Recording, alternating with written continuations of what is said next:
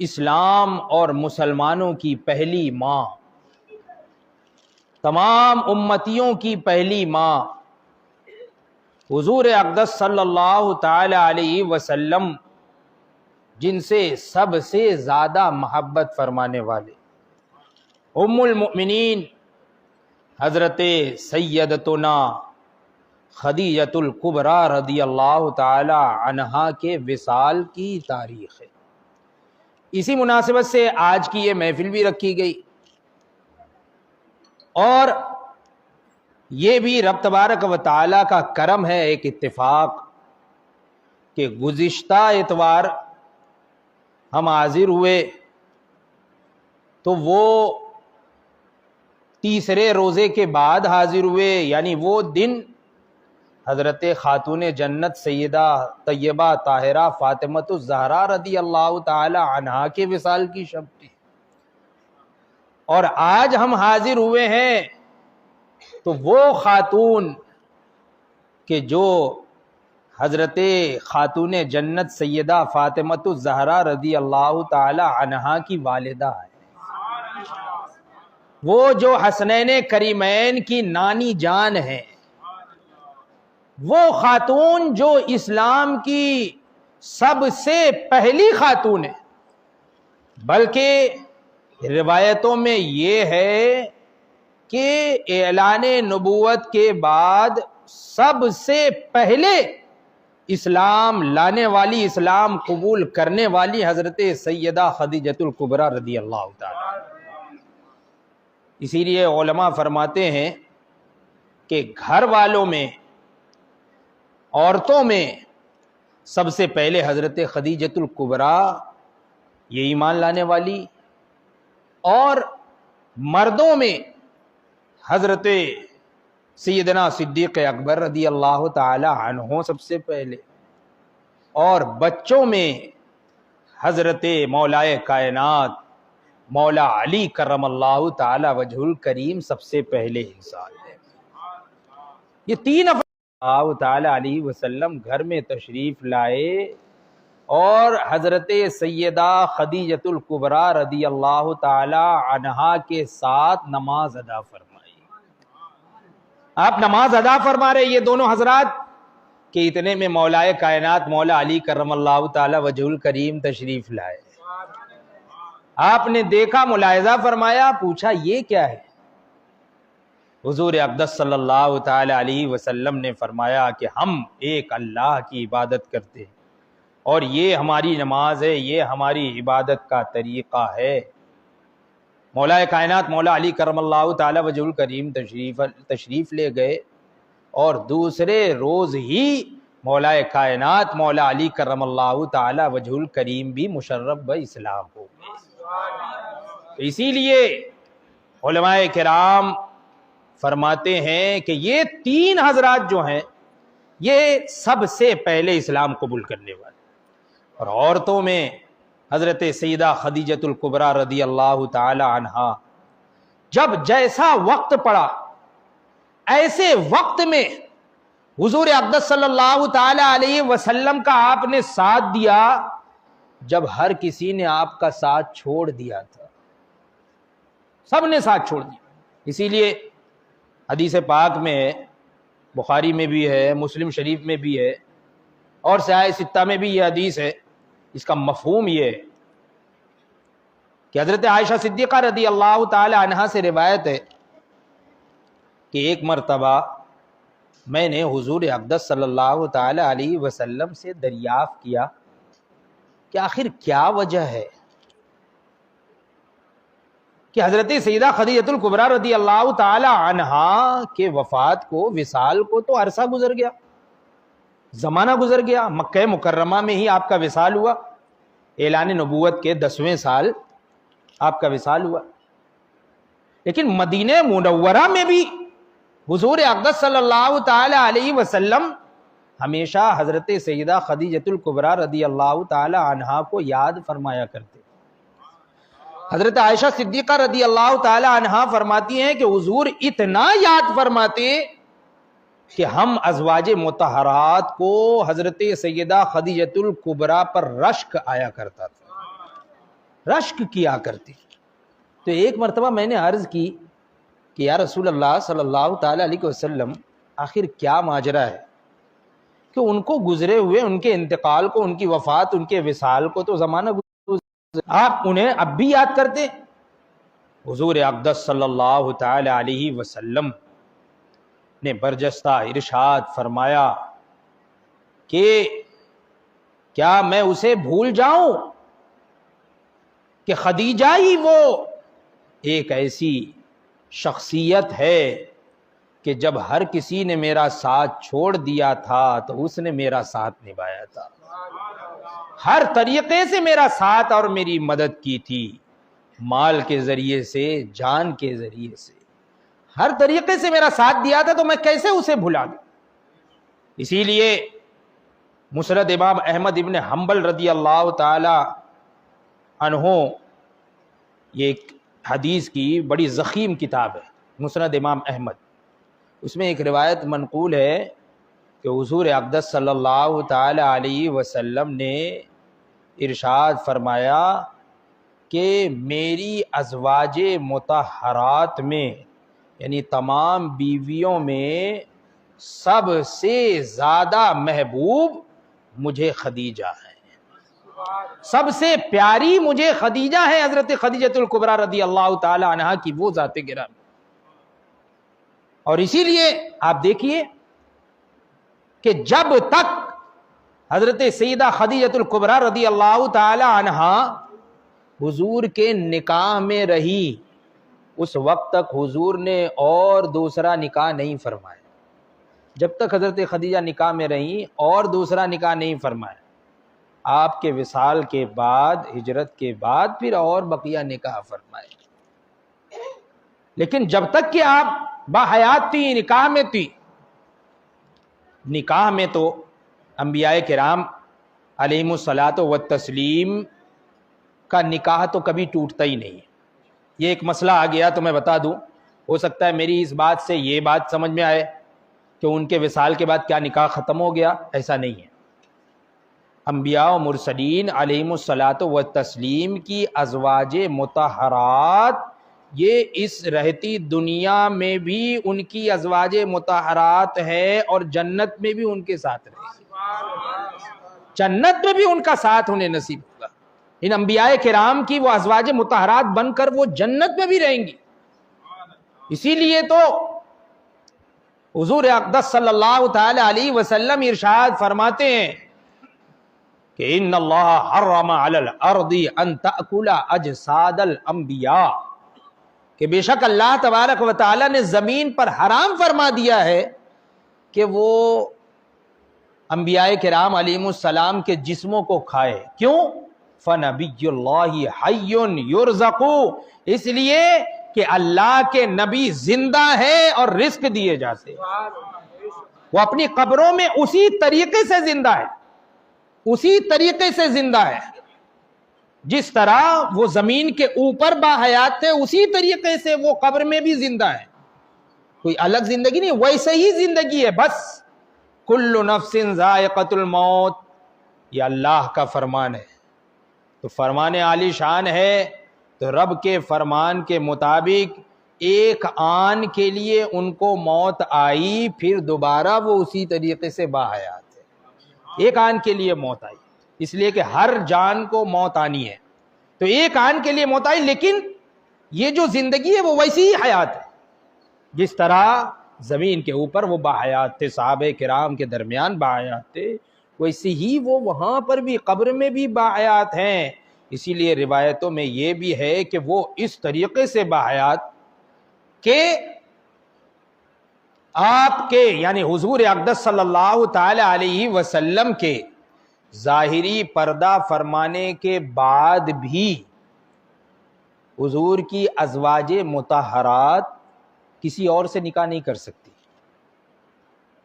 آپ دیکھیے اگر کسی کا انتقال ہو جائے، مثال کے طور پہ کسی مرد کا انتقال ہو گیا، شادی شدہ تھا، وہ انتقال ہو گیا، اب انتقال ہو جائے گا تو اس کی بیوی کیا عدت گزارے گی؟ 4 مہینہ 10 دن عدت گزار لی. اب عدت گزر جانے کے بعد اب وہ آزاد ہے، اگر وہ چاہے تو کسی اور سے بھی نکاح کر سکتی ہے، لیکن انبیاء کرام خصوصاً حضور اقدس صلی اللہ تعالی علیہ وسلم کی ازواج مطہرات تو حضور کے ظاہری پردہ فرمانے کے بعد بھی وہ کسی سے نکاح نہیں کر سکتی. کیوں؟ اس لیے کہ اللہ کے نبی اسی طریقے سے زندہ ہے، کہ نبی اسی طریقے سے زندہ ہے. اعلیٰ حضرت فرماتے ہیں تو زندہ ہے واللہ، تو زندہ ہے واللہ، میرے چشم عالم سے چھپ جانے والے. تو حضرت سیدہ خدیجۃ الکبریٰ رضی اللہ تعالی عنہا آپ مکہ مکرمہ میں بڑے قریش، قبیلہ قریش کی جو بڑے سرمایہ دار ہوتے تھے، پیسے والے، ان میں سے ایک تھی. آپ بیوہ تھی، جوانی میں ہی آپ کا نکاح ہوا، اور پھر اس کے بعد جو پہلا آپ کا نکاح جس سے ہوا تو اس کے انتقال کے بعد آپ نے پھر کسی سے نکاح نہیں فرمایا. حالانکہ بڑے بڑے قریش کے سرداروں نے رقعہ بھیجا، نکاح کا پیغام بھیجا، لیکن آپ نے منع فرما دی. حضور اقدس صلی اللہ تعالی علیہ وسلم اعلان نبوت سے پہلے بھی صادق مشہور، امین مشہور، قریش کا ہر ایک فرد جانتا تھا کہ آپ سچے ہیں، جھوٹ کبھی نہیں بولتے، آپ امانت دار ہیں، امانت میں خیانت کبھی نہیں کرتے. حضرت خدیجۃ الکبریٰ رضی اللہ تعالی عنہا بھی ایسا ہی کرتی تھی کہ ایسے لوگوں کو دیکھتی کہ جو امانت دار ہو تو تجارت کے سامان ان کے حوالے کرتی کہ جاؤ. اور عام طور پہ اس وقت عرب والے ملک شام جایا کرتے تھے، وہاں تجارت وغیرہ کر کے اور واپس آیا کرتے. حضرت خدیجۃ الکبریٰ رضی اللہ تعالی عنہا خود تو تشریف نہیں لے جاتی، اپنے غلام کو ساتھ بھیج دیتی، اور ملک شام جا کر وہ لوگ تجارت کرتے، آتے، نفع ہوتا جو یہاں بھی ملتا. آپ کو جب پتا چلا کہ حضور اقدس صلی اللہ تعالی علیہ وسلم جو صادق اور امین مشہور ہے، تو آپ نے یہ پہل فرمائی کہ تجارت کے سامان آپ کے حوالے کیے، اور اپنا غلام بھی آپ کی خدمت میں بھیجا کہ آپ ملک شام جائیں، تجارت کا سامان لے کر اور واپس آئے، وہاں پہ نفع بخش ہو کر واپس آئے، منافع کما کر آئے. حضور اقدس صلی اللہ تعالی علیہ وسلم ملک شام تشریف لے گئے اور واپسی میں جب مکہ مکرمہ میں حضور داخل ہو رہے تھے تو حضرت سیدہ خدیجۃ الکبریٰ رضی اللہ تعالی عنہا اپنے مکان کی چھت پر بالے خانہ پر بیٹھ کر اور ملاحظہ فرما رہی تھی کہ قافلہ آ رہا ہے. حضور اقدس صلی اللہ تعالی علیہ وسلم پر نظر پڑی تو آپ نے کیا ملاحظہ فرمایا کہ حضور کی اونٹنی جس طریقے سے آگے بڑھتی چلی جا رہی ہے، ایک بادل بھی سایہ کیے ہوئے ساتھ ساتھ میں آگے چل رہا ہے، بادل سایہ کیے ہوئے چل رہا ہے. آپ نے دیکھا، تعجب کیا. غلام میسرہ نام تھا جس کو حضور کے ساتھ آپ نے بھیجا تھا. غلام کو بلایا اور پوچھا کہ کیا جو میں نے دیکھا تم نے بھی دیکھا؟ میں نے دیکھا کہ جب مکے میں آپ داخل ہو رہے تھے تو آپ کی اونٹنی جہاں جہاں قدم رکھ رہی تھی تو وہاں پر جو ہے وہ سورج کی کرنیں نہیں پڑ رہی تھی بلکہ بادل سایہ کیے ہوئے تھے. تو غلام جو میسرہ تھا اس نے کہا کہ آپ نے تو یہ یہاں پر دیکھا، میں تو جانے آنے پورے سفر میں یہ ملاحظہ کر رہا ہوں، بلکہ یہ نہیں بلکہ کئی معجزات میں نے دیکھے ہیں، کئی نشانیاں میں نے دیکھی ہیں. اسی وقت حضرت سیدہ خدیجۃ الکبریٰ رضی اللہ تعالی عنہا نے نکاح کا پیغام بھیج دیا. آپ نے پہچان لیا، جان لیا کہ یہ کوئی معمولی شخصیت نہیں. نکاح کا پیغام بھیجا. حضور اقدس صلی اللہ تعالی علیہ وسلم کی عمر شریف 25 سال، حضرت سیدتنا خدیجۃ الکبریٰ رضی اللہ تعالی عنہا کی عمر شریف 40 برس. حضور نے نکاح کے پیغام کو قبول فرمایا، نکاح کے پیغام کو قبول فرمایا، نکاح کا پیغام بھیجا جناب ابو طالب کے پاس، اور پھر نکاح ہوا، اور اس طریقے سے حضرت سیدتنا خدیجۃ الکبریٰ رضی اللہ تعالی عنہا نے اپنا حق زوجیت ادا فرمایا، بیوی بن کے رہی کہ جو کچھ تجارت کا سامان، مال، جو بھی منافع آتا سب کچھ اللہ کی راہ میں آپ خرچ کرتی چلی جاتی، جیسی ضرورت پڑتی آپ امداد فرماتی چلی جاتی۔ اسی لیے تو جب اعلان نبوت کے 10ویں سال آپ کا انتقال ہوا،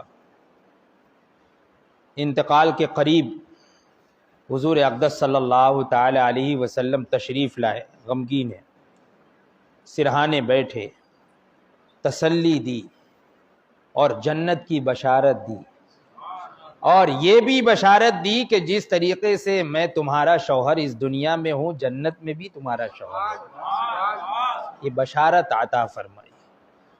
اور پھر آپ کا وصال ہوا تو اس سال کا نام عام الحزن رکھا گیا، غم کا سال۔ حزن کا مطلب ہوتا ہے غم، عام کا مطلب ہوتا ہے سال۔ عام الحزن جو اعلان نبوت کا جو 10واں سال، اس کو اس لیے کہ پہلے جو ہے یہ تاریخ وغیرہ جو اسلامی تاریخ ہے نا، یہ اسلامی تاریخ اور یہ جو کیلنڈر ہے اس کی شروعات کب ہوئی ہے؟ اس کی شروعات جو ہے وہ تو حضرت فاروق اعظم رضی اللہ تعالی عنہ کے دور خلافت میں ہوئی، اور وہ بھی کس کے مشورے سے؟ حضرت مولا کائنات مولا علی کرم اللہ تعالی وجہ الکریم کے مشورے سے۔ آپ نے ہی مشورہ دیا کہ جو یہ کیلنڈر اسلامی ہمارا کیلنڈر ہو۔ بعض صحابہ کرام نے یہ مشورہ دیا کہ حضور اقدس صلی اللہ تعالی علیہ وسلم نے جو اعلان نبوت فرمایا ہے تو کیلنڈر کی شروعات وہاں سے ہونی چاہیے۔ بعض لوگوں نے کہا کہ نہیں، حضور کے وصال کے وقت سے جو ہے وہ کیلنڈر کی شروعات ہونی چاہیے۔ لیکن حضرت مولا کائنات مولا علی کرم اللہ تعالی وجہ الکریم اور دوسرے اجلہ صحابہ کرام نے یہ مشورہ دیا کہ ہجرت سے ہی اسلام کو بلندی اللہ تبارک و تعالی نے عطا فرمائی۔ حضور اقدس صلی اللہ تعالی علیہ وسلم جب مدینہ منورہ تشریف لائے، اس کے بعد سے ہی اسلام کو عروج عطا ہوا، تو اس لیے اسلامی کیلنڈر کی شروعات ہجرت سے ہونی چاہیے۔ تو ہجری اسی لیے کیلنڈر، ہجرت سے ہجری کیلنڈر۔ بہرحال تو میں یہ عرض کر رہا تھا کہ وہ کیلنڈر تو ابھی شروع نہیں ہوا تھا۔ حضور اقدس صلی اللہ تعالی علیہ وسلم مکہ مکرمہ میں، تو جو یہ سال وغیرہ یادداشت کے لیے جو ہے وہ کبھی بولا کرتے تھے، تو ہر سال کا کچھ نہ کچھ نام رکھا کرتے، یعنی کسی سال کچھ ہوا، جیسے وہ سال کہ جس سال حجر اسود نصب کیا گیا تو اس سال کو اس پہ منسوب کر دیا گیا، وہ سال کہ جب تنگ دستی تھی تو اس کو عام الاسرت کہا گیا۔ اسی طریقے سے جو ہے وہ سال کہ جس سال میں حضور اقدس صلی اللہ تعالی علیہ وسلم کو قریش والوں نے مکہ مکرمہ سے نکالا، حضور تشریف لے گئے پہاڑی پر شعب ابی طالب، تو اس سال کو اس سے منسوب کیا گیا۔ تو اسی طریقے سے اس سال کو غم کا سال کہا گیا، اس لیے کہ اس سال حضور اقدس صلی اللہ تعالی علیہ وسلم پر قریش کے مظالم بڑے بڑھ گئے۔ اس کی وجہ دو تھی، ایک تو یہ کہ اسی سال جناب ابو طالب کا بھی انتقال ہوا، اور جب تک کہ وہ باحیات تھے تو ان کی وجہ سے، کیونکہ وہ اثر و رسوخ والے تھے، سردار قریش میں سے تھے، تو اس لیے کوئی حضور کا بال باقا نہیں کر سکتا تھا، کوئی کچھ بول نہیں سکتا تھا۔ لیکن ان کے انتقال کے بعد اور پھر کچھ ہی ہفتے بعد حضرت سیدہ خدیجۃ الکبریٰ رضی اللہ تعالی عنہا کا بھی انتقال ہو گیا۔ تو ان دونوں لوگوں کے انتقال کے بعد قریش کے مظالم، کفار قریش کے مظالم حضور پر یہ بڑھ گئے تو اس وجہ سے اس سال کا نام عام الحزن رکھا گیا، غم کا سال۔ تو وہ سال یعنی 10واں سال حضرت سیدہ خدیجۃ الکبریٰ رضی اللہ تعالی عنہا کے وصال کا سال ہے۔ جب غار حرا میں حضور تشریف لے جاتے عبادت کے لیے، حضرت سیدہ خدیجۃ الکبریٰ رضی اللہ تعالی عنہا آپ کی خدمت کرتی۔ حضور کئی دن غار حرا میں تشریف فرما ہوتے، پھر واپس آتے تو حضرت خدیجۃ الکبریٰ رضی اللہ تعالی عنہا آپ کے لیے ناشتے دان تیار کرتی، آپ کے کھانے پینے کا سامان، پہننے کا سامان مہیا کرتی، اور پھر حضور وہ سب لے کر اور توشہ دان لے کر غار حرا تشریف لے جاتے۔ ہمیشہ ہر طریقے سے خدمت کرتی رہی، مشورہ دیتی رہی۔ اسی لیے جب سب سے پہلی وحی نازل ہوئی، اقرأ بسم ربک الذی خلق، جبریل امین لے کر حاضر ہوئے، تو سب سے پہلی وحی قرآن کی آیت نازل ہوئی۔ وہ قرآن کہ اللہ تبارک و تعالی ارشاد فرماتا ہے لو انزلنا هذا القرآن على جبل لرأيته خاشعا متصدعا، پہاڑوں کو کھوٹیاں بنایا ہے۔ یہ پہاڑ جو ہے نا، یہ زمین کی کھوٹی ہے۔ جس طریقے سے خیمہ لگایا جاتا ہے، ٹینٹ لگایا جاتا ہے، تو ٹینٹ کے لیے کھوٹی لگائی جاتی ہے یا پلر سمجھ لو۔ تو یہ پہاڑ جو ہے نا، یہ کھوٹیوں کا کام کرتے ہیں۔ یہ اب جو زلزلے بڑھ رہے ہیں، اس کی ایک وجہ یہ بھی ہے کہ لوگ پہاڑ کاٹنا شروع کر رہے ہیں، تو اس لیے جو ہے وہ زلزلے جو ہے وہ زیادہ ہو رہے ہیں، کثرت سے ہو رہے ہیں۔ اللہ تبارک و تعالیٰ فرماتا ہے کہ والجبال اوتادا، ہم نے پہاڑ کو زمین کے لیے کھوٹیاں بنائی۔ یہ کھوٹیاں ہیں، تو اتنا مضبوط پہاڑ، اتنا طاقتور پہاڑ، اتنا بڑا پہاڑ، لیکن اللہ تبارک و تعالیٰ ارشاد فرماتا ہے کہ اگر اس قرآن کو ہم پہاڑ پر نازل کر دیتے تو پہاڑ ریزہ ریزہ ہو جاتا۔ اور وہ قرآن، پورا قرآن، سراپا قرآن، یہ حضور اقدس صلی اللہ تعالی علیہ وسلم پر نازل ہو رہا ہے، لیکن حضور کی ایک ہڈی تک نہیں ٹوٹی۔ آپ کی طاقت کا عالم کیا ہوگا، ہے نا؟ بس ٹھنڈی کے موسم میں بھی پیشانی پر پسینہ اس طریقے سے بہتا تھا جیسے نل سے پانی بہتا ہے، ایسے جیسے کہ کوئی بوجھ اٹھاتا ہے نا، بہت بھاری بوجھ ہے، اگر مزدور اٹھائے تو ٹھنڈی میں بھی اسے پسینہ آ جائے گا کچھ دیر تک اٹھائے۔ تو حضور اقدس صلی اللہ تعالی علیہ وسلم پر بھی شروع میں وہ ایک کیفیت طاری ہوئی جب پہلی مرتبہ وحی لے کر حضرت جبرائیل امین آئے۔ تو جب ایسی کیفیت طاری ہوئی، آپ غار حرا سے فوراً جو ہے اپنے گھر تشریف لائے حضرت سیدہ خدیجۃ الکبریٰ رضی اللہ تعالی عنہا کے پاس، اور فرمایا زملونی زملونی، مجھے کمبل اڑاؤ، کمبل اڑاؤ، گھبراہٹ۔ پہلی مرتبہ ایسا ہوا تو حضرت سیدہ خدیجۃ الکبریٰ رضی اللہ تعالی عنہا نے ماجرا پوچھا، دریافت کیا کیا بات۔ حضور اقدس صلی اللہ تعالی علیہ وسلم نے ارشاد فرمایا کہ ایسی ایسی بات ہے، اور مجھ پر ایسا بوجھ ہوا اور ایسی گھبراہٹ طاری ہوئی۔